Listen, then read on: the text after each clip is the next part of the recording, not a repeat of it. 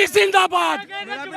मोदी के नारे पाकिस्तान में लगा रहे हो। वाराणसी में उस वक्त भावुक पल देखने को मिला जब कुछ बच्चे सुरक्षा घेरा तोड़कर सीधे प्रधानमंत्री नरेंद्र मोदी के पास पहुंच गए। इसके बाद पीएम मोदी ने जो किया, उसने वहां मौजूद सभी का दिल एक बार फिर से जीत लिया। And I'm proud of my Prime Minister Modi. PM Modi कहते हैं कि वो काम कर रहा है कि बजाय अपनी जाती मफादात के, अपना जाती फायदा देखते हुए वो कौमी मफाद देख रहा है, कौम का फायदा देख रहा है। 18 या 20 एम्प्लॉइज जो काम कर रहे थे इत्तेहाद एयरलाइंस में, उनको भी निकाल दिया गया। ये पाकिस्तानी थे और कहा जा रहा है कि उनको शायद इसलिए निकाला गया है कि वो पाकिस्तानी नेशनल थे। उनको इत्तेहाद एयरलाइन से एक ही दफ़ा उनकी नौकरियां ख़त्म कर दी गई हैं। मैं समझता हूँ कि भारत ने अपने कार्ड सही खेले हैं इन द सेंस कि भारत के ताल्लुकात जो मुस्लिम दुनिया से हैं वो बड़े ज़बरदस्त हैं।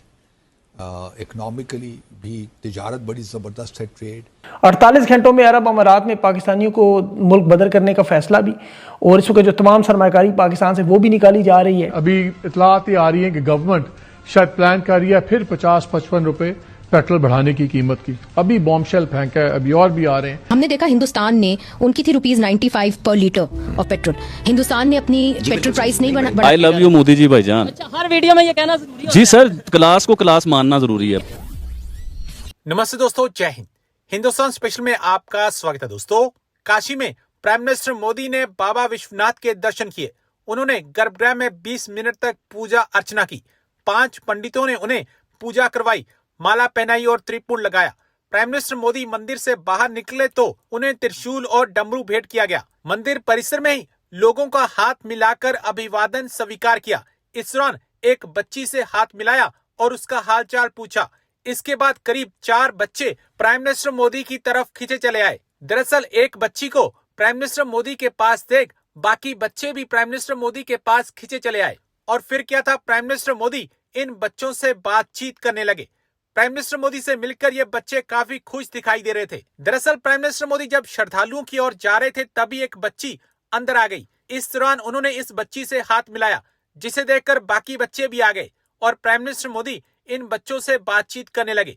वह काफी देर तक इन बच्चों से बातचीत करते रहे। And I'm proud of my Prime Minister Modi कि उन्होंने ट्रंप जैसे गुंडे को ये दिखा दिया कि भैया सब दुनिया के लोग जो है ना वो पाकिस्तान की तरह नहीं होते कि this man here is a peace prize का विनर है, इसको पीस नोबेल पीस दे दी। भारतवर्ष में ये कह रहे हैं कि मोदी जी को फोन घुमा देना चाहिए। मैं कह रहा हूं कभी नहीं। आज आप उसके लिए फोन घुमाओगे क्योंकि उनके शर्तों पे आपने ट्रेड माना। वो कह रहे हैं हम ट्रेड देंगे मगर भीख के रूप में हमें फोन करो। ये ऐसे तो मोदी जी 10 बार फोन कर लेते, मगर ये कि ये ट्रेड डील तब होगा जब तुम हमें फोन करो। क्यों? क्योंकि तुम जो है बार बार कह दो कि ये पहलगाम में जो ऑपरेशन सिंदूर हुआ था उसको हमने रुकवाया था।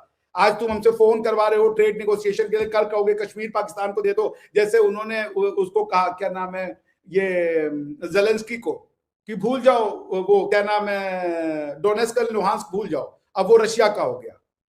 तो कल को ये हमें ऐसे कहने देंगे? ये ट्रेड से नहीं शुरू होगा। बात झुकने की है, बात दबाने की है कि ट्रेड डील होगी हमारी शर्तों पे।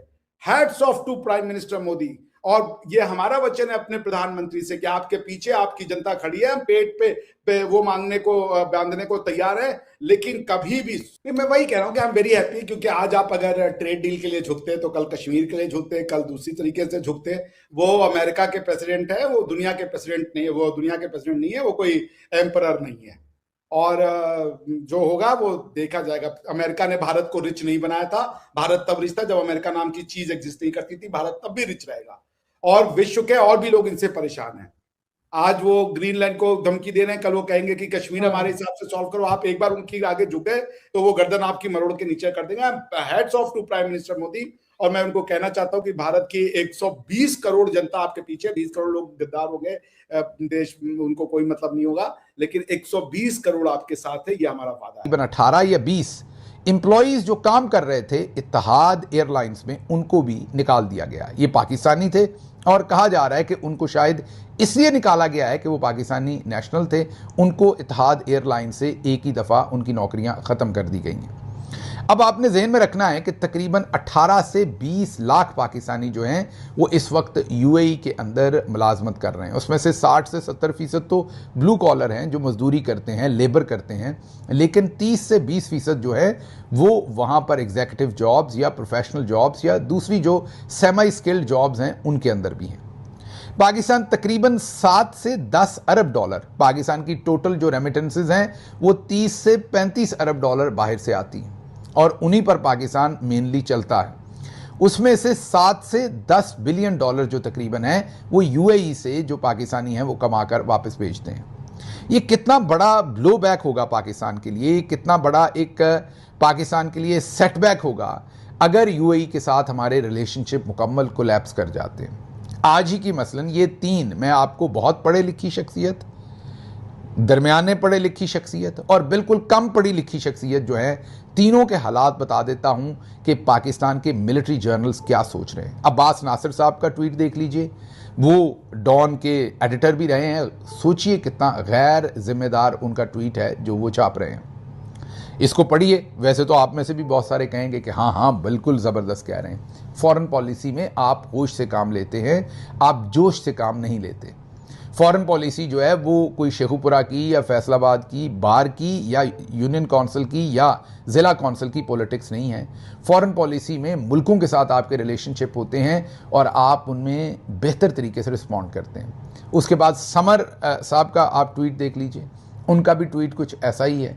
वो भी बगावत करने पर ही तुले हुए हैं। समर साहब भी इस वक्त जर्नल्स के बहुत करीब समझे जाते हैं। और आखिर पर मरियम नवाज़ के दादा का ट्वीट देख लीजिए, रज़ी दादा का। उन्होंने तो गाली मुका दी है। वो कहते हैं कि जितने भी लोगों को वो निकाल देंगे वहाँ से, गाली कोई नहीं, हमें सऊदी अरब उतने ही ज़्यादा लोग जो हैं वो हमारे अपने यहाँ बसा लेगा, दरवाजे खोल देगा। ये अप्रोच है इस वक्त पाकिस्तानी मिलिट्री जर्नल्स की। पिछले दिनों आपने मुशाहिद हुसैन सैयद साहब को और पूरे पाकिस्तानी मीडिया को और जितने भी जर्नैली टाउट थे उनको यूएई के ऊपर हमला करते हुए देख लिया। अरब अमारात का एक और सरप्राइज, ओपेक और ओपेक प्लस से निकलने के बाद अब इस्लामी तंजीम ओआईसी से भी निकलने का फैसला। 48 घंटों में अरब अमारात में पाकिस्तानियों को मुल्क बदर करने का फैसला भी, और इस वक्त जो तमाम सरमाकारी पाकिस्तान से वो भी निकाली जा रही है। ताज़ा तरीन सूरत हाल, ट्रंप की कोर कमांडर के साथ मीटिंग हुई है। ईरान पर हमले के लिए जो मुकम्मल माहौल फ़ज़ा तैयार है, किसी भी को ये फैसला आ सकता है। और ये बिल्कुल उसी तरह से 28 मार्च की जंग से पहले आपको याद होगा रोज़ाना की बुनियाद पर बता रहे थे कि हमला करेंगे, और फिर वही हुआ। 2 दफ़ा उन्होंने इस तरह हमला किया, अब तीसरी दफ़ा तैयारी है।